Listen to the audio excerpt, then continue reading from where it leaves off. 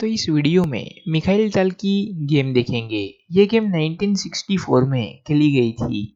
तो white pieces के साथ मिखाइल ताल है और ब्लैक पीसीस के साथ टेस्लेंको। तो मिखाइल ताल ने शुरुआत की थी E4 से।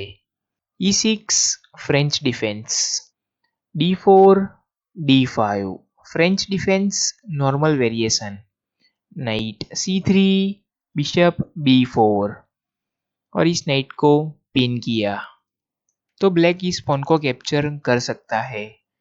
तो इसे फ्रेंच डिफेंस का वी नेवर वेरिएशन कहा जाता है। तो ताल ने पहले अपने पॉन को आगे पुश किया E5 और ये game French defence advance variation में कन्वर्ट हो गई। C5, A3 और बिशप पर प्रेशर बनाया। बिशप A5, B4 और वापस बिशप पर प्रेशर है। लेकिन ब्लैक ने पहले अपने बिशप को ना बचाकर पहले इस D4 पॉन को कैप्चर किया। C टेक्स D4 और ताल के नाइट पर प्रेशर बनाया। तो ताल अगर इस बिशप को लेते हैं तो ब्लैक इस नाइट को ले सकता है। लेकिन ताल ने पहले अपने नाइट को B5 पर मूव किया और ताल की next threat night D6 check देने की है और ब्लैक के बिशप पर भी प्रेशर है। तो ब्लैक ने अपने बिशप को C7 पर मूव किया और साथ में ये स्क्वायर कवर किया और साथ में पॉन पर भी प्रेशर है। ताल चाहे तो इस बिशप को ले सकते हैं, लेकिन ताल ने पहले F4 मूव किया और पॉन पर सपोर्ट बनाया। ये पॉन बहुत ही इम्पोर्टेंट है, आप समझ सकते होंगे, क्योंकि ये पॉन ने दोनों स्क्वायर कवर कर रखे हैं। तो ब्लैक अपने नाइट को F6 पर डेवलप नहीं कर पाएगा। नाइट C6 और पॉन पर सपोर्ट बनाया। नाइट F3 और इस पॉन पर प्रेशर है। F5। तो ताल चाहे तो इस पॉन को ले सकते हैं हैंड पास से इस तरीके से, लेकिन ताल ने इस पॉन को कैप्चर नहीं किया क्योंकि ये पॉन से दो स्क्वायर कवर है। तो ब्लैक अपने नाइट को यहाँ पर डेवलप नहीं कर पाएगा। तो इसी वजह से ताल ने पॉन को कैप्चर नहीं किया और अपनी ओपनिंग को जारी रखा। बिशप D3, नाइट E7 और ताल ने किंग साइड कैसल किया। Bishop D7, king H1। तो ताल ने अपने किंग को H1 पर मूव क्यों किया? इसकी वजह यह है कि ब्लैक आगे जाकर अपने बिशप को B6 पर लाता है और इस डायगोनल पर प्रेशर बनाता है, तो दिक्कत ना हो इसीलिए पहले ही अपने किंग को सेफ कर लिया। तो ब्लैक ने भी किंग साइड कैसल किया और आखिर में ताल ने इस पॉन को कैप्चर किया। Knight takes D4, knight takes knight और ब्लैक ने अपने नाइट को एक्सचेंज करवा लिया। Knight takes knight, knight C6। तो ब्लैक अपने दूसरे नाइट को भी एक्सचेंज करवाना चाहता है, लेकिन ताल ने अपने नाइट को वापस लिया।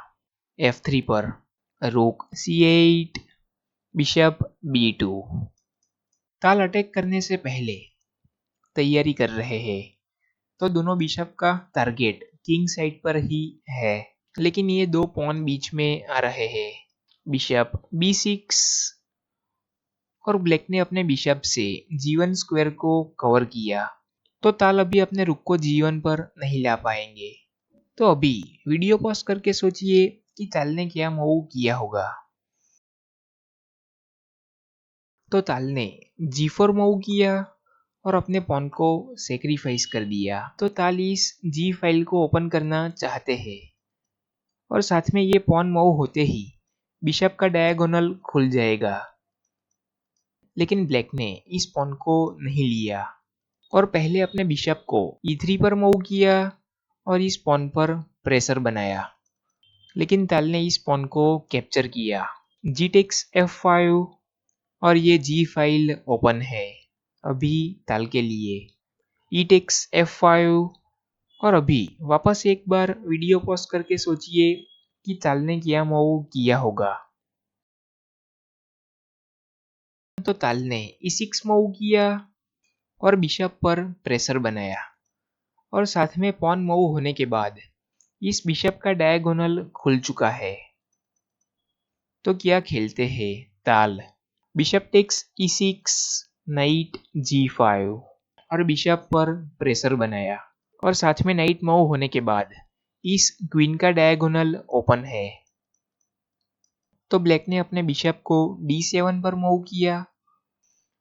आपको ऐसा लग रहा होगा कि बिशप को अगर f7 पर लाते हैं तो इस स्क्वायर को कवर किया जा सकता है, तो क्वीन को यहाँ आने से प्रिवेंट किया जा सकता है। लेकिन फिर बिशप यहाँ पर बीच में आने के बाद इस पॉन पर सपोर्ट नहीं रहेगा रुक का, तो ताल इस पॉन को ले सकते हैं अपने बिशप से। तो दोनों बिशप के डायगोनल का कंट्रोल फिर किंग तरफ ही रहेगा। तो ब्लैक ने अपने बिशप को d7 पर मूव किया, तो ताल ने क्वीन h5 किया और डायरेक्ट चेकमेट की थ्रेट है क्योंकि f7 स्क्वायर नाइट से कवर है। तो ब्लैक ने पहले h6 मूव किया और अभी एक आखिरी बार वीडियो पॉज करके सोचिए कि ताल ने क्या मूव किया होगा, जिसके बाद ब्लैक ने रिजाइन ही कर दिया। तो ताल का फाइनल मूव क्वीन g6 और ताल ने अपने नाइट को नहीं बचाया और थ्रेट चेकमेट की है दोनों स्क्वायर पर। तो ब्लैक इस नाइट को तो नहीं ले पाएगा क्योंकि क्वीन टेक्स g7 और चेकमेट, और ब्लैक अपनी क्वीन से भी सपोर्ट नहीं बना पाएगा क्योंकि क्वीन h7 और चेकमेट, और ब्लैक अपने रुक को भी नहीं ला पाएगा f7 पर क्योंकि क्वीन टेक्स रुक चेक और किंग के पास एक ही मूव है, और फिर क्वीन टेक्स g7 और चेकमेट, और ब्लैक अपने रुक को f6 पर लाता है और इस बिशप के डायगोनल को कट करता है। तो फिर यहाँ से क्वीन h7 चेक और क्वीन h8 चेक के बाद किंग के पास एक ही मूव है, और किंग मूव होने के बाद क्वीन टेक्स g7 चेक, और फिर यहाँ से किंग के पास दो ऑप्शन है। ब्लैक अपने रुक को लाता है बीच में, तो फिर यहाँ से बिशप f6, किंग के पास दो ही ऑप्शन है जाने के लिए।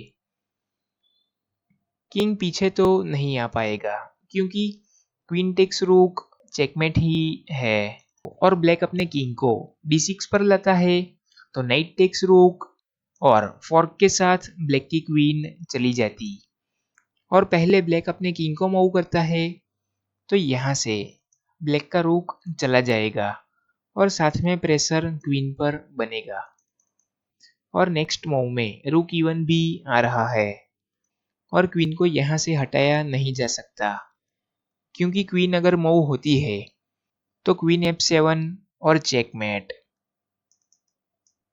और ब्लैक अपने नाइट को नहीं ला पाएगा बीच में क्योंकि क्वीन f7 चेकमेट ही है, और ब्लैक अपने किंग को d6 पर लाता है, तो भी यहाँ से बिशप टेक्स रोक और क्वीन पर प्रेशर बनेगा और क्वीन को मूव करना ही पड़ेगा, और साथ में ब्लैक का किंग वीक है। तो क्वीन g6 मूव के बाद ब्लैक ने रिजाइन ही कर दिया। और ऐसी ही गेम्स देखते रहने के लिए चैनल को सब्सक्राइब जरूर से कर लीजिए।